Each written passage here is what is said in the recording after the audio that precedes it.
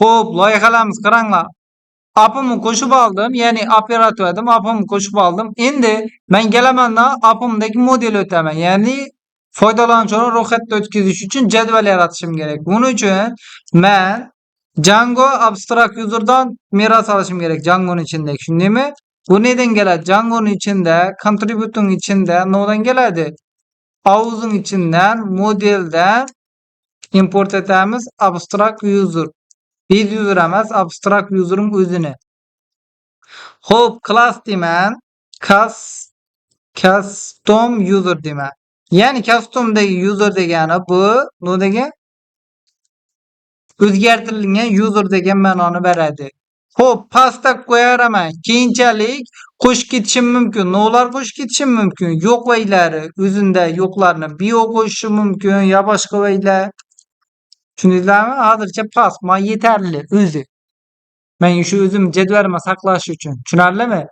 Endi ikkinchi urgan atamalarimiz view yozishimiz kerak. Foydalanuvchi ro'yxatdan o'tkazish. From app'im modelim chorib olaman. Ishlatib users'ning ichidan modelimdan import etaman. Noni custom user. Xo'p, qaranglar, aslida dev tab turib register demizda açamiz, shundaymi? Aslında request keladi. Bize o'rganib turibmiz-ku endi turib. If metodi navada request'ning metodi teng bo'lsa, kichkina harfda yozmanglar shuni post'i. Tushunarlimi? Aslında mesela endi request biror o'zgaruvchi first name degani first name degan ustuna no'lar yuborib turibmiz. Bir o'zi inputni olib turibmiz. Shundaymi? Bu olish aslında xato. Minchak ketib olish. Aslında minchak ketib hech kim olmaydi. Forum degan o'zi orqali ishlaydilar. Tushunarlimi? Forum hali o'taman. Boshdan logika nechki ishlashini o'rganib olish uchun bu. Tushunarlimi? Nechki ishlab turibdi, no'lar ishlab turibdi. Agar shunday bo'ladigan bo'lsa, no'ni yaratishim kerak, custom user'ni yaratishim kerak. Objects etamiz. Creating o'zi qachon ishlatiladi? Oddiygina crudlarda, kitob, masalan, boshqa vaylar, avtomobilda. Sizlar ishlatasizlar, create user'da oddiygina foydalanuvchilarni ro'yxatdan o'tkazish. No ustunlari bo'ladi. First name degan ustuni bo'lishi kerak bizda. Keyingisi no last name. Keyingisi no 4 ta vaji bilan ro'yxatdan o'tkazamizmi? First name, last name, user name, keyin password. Shundaymi? Xo'p, bu inputdan qabul etib olishimiz kerak edi. First name degan ustuna first name qaytadi. Shundaymi? Aynan shuni o'zini ko'paytirib olaman-da, ibra tashiyman. Vaqtdan o'tish uchun. Ana endi inputdan ishlatib olamiz edi. Request'dan post bo'lib keladi. Get orqali, shundaymi? Emin ham hammasini ko'paytiraymi? Eng oson usul vaqtdan o'tkazmaslik uchun. Ana endi nechataman qovus ochamanda first name deyman, keyingisini last name. Necha aynan hammasini bir xil aytib turibman. 3 marta first name deb yozib turibman. Kim aytib beradi?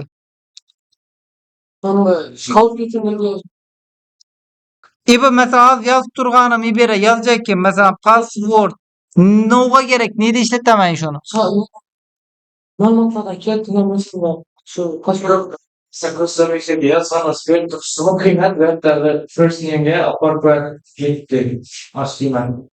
Çünkü şunu alış için password. Nazım mesela first name deb turib minchak ketganim aytasizlarmi? Last name, username, password. Xo'p, qaranglar. İbi input'umu bog'lashim uchun, bir dona input'ima bir dona nani bog'lash uchun, o'zgaruvchini, shundaymi? İbi o'zgaruvchiga saqlangan qiymati bera yuborishim uchun, tushunarlimi? Ya'ni bu database ustuni bu sonrada turgan bu custom user object create degani. Xo'p, endi ishlatamiz. return etib qiymat qaytaramiz. Render orqali. Renderdan o'chi request har doim bo'ladi. Virgül qo'yamiz. Qaysi HTMLda? register.htmlda. Qaysi? Tushunarlimi? Ana endi foydalanuvchini ro'yxatda o'tkazish degan ro'yxatda o'tkazish 3 tartibda bo'ladi. Kimda savol bor sho'racha? Kimda savol bor? Savol bormi? Yo'qmi? Xo'p, ana endi men bu register HTML dedim. Nida bo'lishini aytdimmi? Aytmadim. Boshda ibida template yaratib olaman. Templates. Xo'p, buni ichidan nima yarataman? register.html. Bu register HTML template nida bo'lishini aytmadim, shundaymi? Settingsda Bezier templates. Nima? Ana endi bu yerga kelamandan ishetaman, template'ima yozaman. Ne kerak bizlere? Ma'lumotlarni olishim kerak. Buni noda olaman, forumda olaman. Forumda metodini post etib olaman. Shunday ichidan input bo'ladi, ya'ni ichidan qiymat ketadi bera. 1 2 3 4 ekan, shundaymi? 4 tane input qo'yib olaman. Input 1 2 3 4, shundaymi? Har birini nega bog'layman endi o'zgaruvchilarni. Mana first name degan ustuna first name degani. Ebasanova last name ni yozamiz.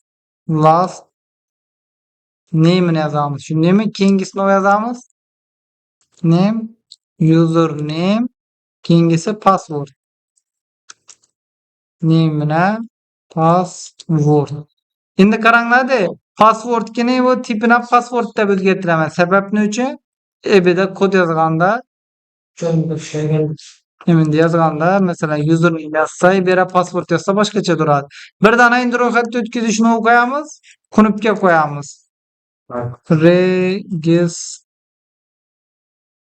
Register deymiz. Type'ini submit etamiz. Xo'p, bu ro'yxatda o'tkazish. Endi to'liq bo'ldimi? Yana view yozdim, buni yozdim, model yozdim. Endi to'liq bo'ldimi? URL kamiz. Birinchi bo'lib appimda URL yaratib olaman. urls.python. Endi buni ichine bu URL borligini aytib o'tishim kerak. Настройка, shundaymi? URL settings esa ibera kelamizdan ishlatamiz. Include deymiz. Pass